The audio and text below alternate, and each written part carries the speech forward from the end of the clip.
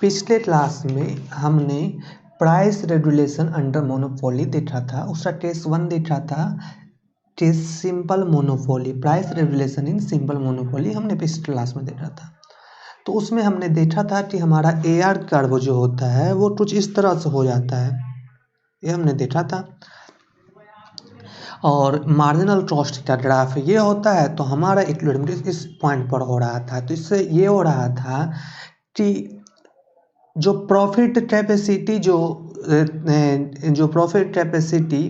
जो मोनोपोली का था वो कम हो रहा था, लेकिन जो मोनोपोली जो फर्म है उसे लॉस नहीं हो रहा है। गवर्नमेंट सिर्फ रेगुलेट कर रहा है और उस रेगुलेट करने के कारण उनकी मोनोपोली पावर जा रही है और मार्जिनल कॉस्ट प्राइसिंग हो रही है। कॉम्पिटिटिव मार्केट की तरह मार्जिनल कॉस्ट प्राइसिंग हो रही है। मार्जिनल कॉस्ट प्राइसिंग मतलब हुआ कि डिमांड और सप्लाई मैच कर रहा है। डिमांड होता है मैक्सिमम विलिंगनेस टू पे और सप्लाई होता है मिनिमम विलिंगनेस टू सेल। तो मिनिमम विलिंगनेस टू सेल के लिए हमने रिप्रेजेंटेशन उसका मार्जिनल कॉस्ट से दिया और इसका हमने एवरेज रेवेन्यू से दिया था। ये सब आप पिछले क्लास में सीख चुके हैं। तो अब नेक्स्ट टेस्ट देखते हैं। ये हमारा नेक्स्ट टेस्ट है price regulation in natural monopoly. तो सबसे पहले समझते हैं नेचुरल मोनोपोली क्या होता है। तो नेचुरल मोनोपोली उसे कंपनी को कहते हैं जहाँ फिक्स कॉस्ट ज़्यादा होता है और फिक्स्ड कॉस्ट के कारण एवरेज रेवेन्यू का जो ग्राफ बनता है, एवरेज कॉस्ट का जो ग्राफ बनता है वो डिक्रीजिंग होता है। जैसे ये हमारा हरा वाला जो है ये एवरेज कॉस्ट का ग्राफ बनता है नेचुरल मोनोपोली में। फिक्स्ड कॉस्ट ज़्यादा होने के कारण जो सारा खर्चा बढ़ता है वो हमारा वेरिएबल कॉस्ट पर पड़ता है और फिक्स्ड कॉस्ट बहुत ही बड़ा होता है। तो इस कारण से हमारा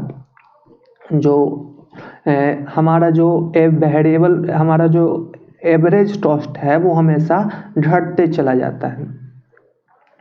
यानी अगर हम इसे डिमिनिशिंग रिटर्न में हम देखें, डिमिनिशिंग रिटर्न प्रिंसिपल का, तो मतलब इसमें फेज 1 ही चलते रहता है, मतलब हमेशा घटते रहता है। सेकेंड फेज में कंपनी आता है नहीं बहुत लंबा दिन तक।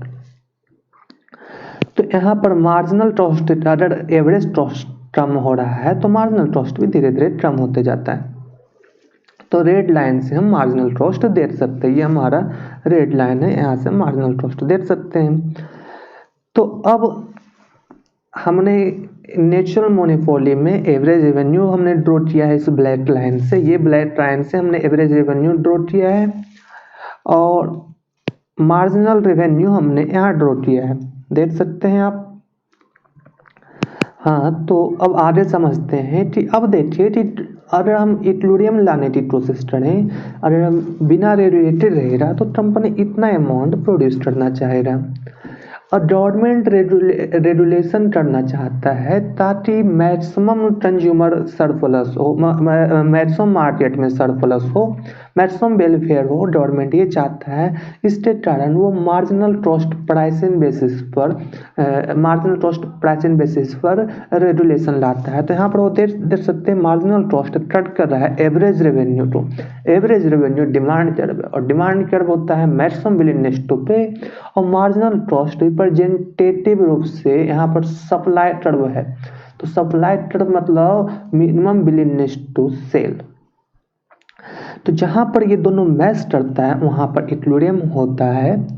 तो वो गवर्नमेंट सेट कर देता है QR क्वांटिटी आपको बेचने के लिए आपको PR प्राइस से ज़्यादा चार्ज नहीं कर सकते हैं। लेकिन जैसे ही गवर्नमेंट ऐसा बोलता है उसी समय ये गवर्नमेंट ये भी देखता है यही QR क्वांटिटी पर उसी कॉस्ट ज़्यादा है। तो जब कॉस्ट ज़्यादा है तो R यूनिट पर क्वांटिटी पर ज़्यादा ले रहा है।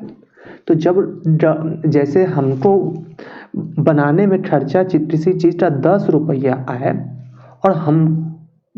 और हमसे बोला जाए कि तुम चार्ज करेगा 4 रुपीज़ ही, तो 6 रुपीज़ तो हमेशा लॉस हो रहा है हर क्वांटिटी पर। तो कोई भी कंपनी ऐसे स्थिति में नहीं रहना चाहता। तो मोनोपोली कंपनी रही या कैसे भी कंपनी रहे वो बाहर हो जाता है मार्केट से। तो गवर्नमेंट सोचता है कि जैसे इस क्वांटिटी पर रहता तो ये इतना हमारा, जैसे इतना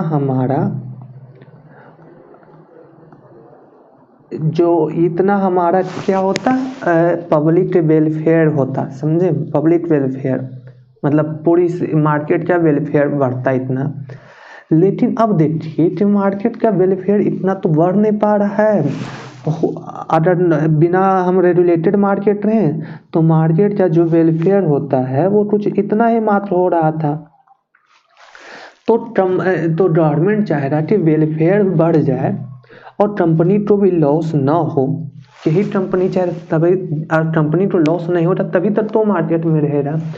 तो बोले अच्छा तुम इतना प्रोड्यूस तो नहीं कर सकता है, लेकिन तुम इतना प्रोड्यूस करो क्यू अमाउंट प्रोड्यूस करो और प्राइस चार्ज तुम पीई करो।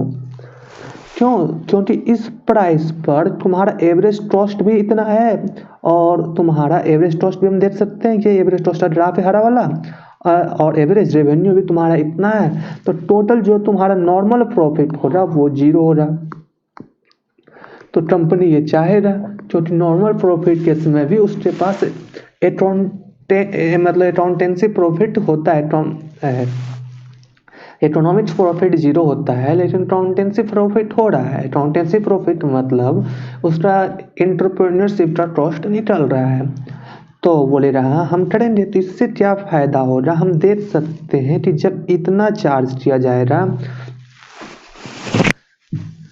तो हम देखें कि ये पूरी रीजन जो होगी, ये पूरी रीजन जो होगी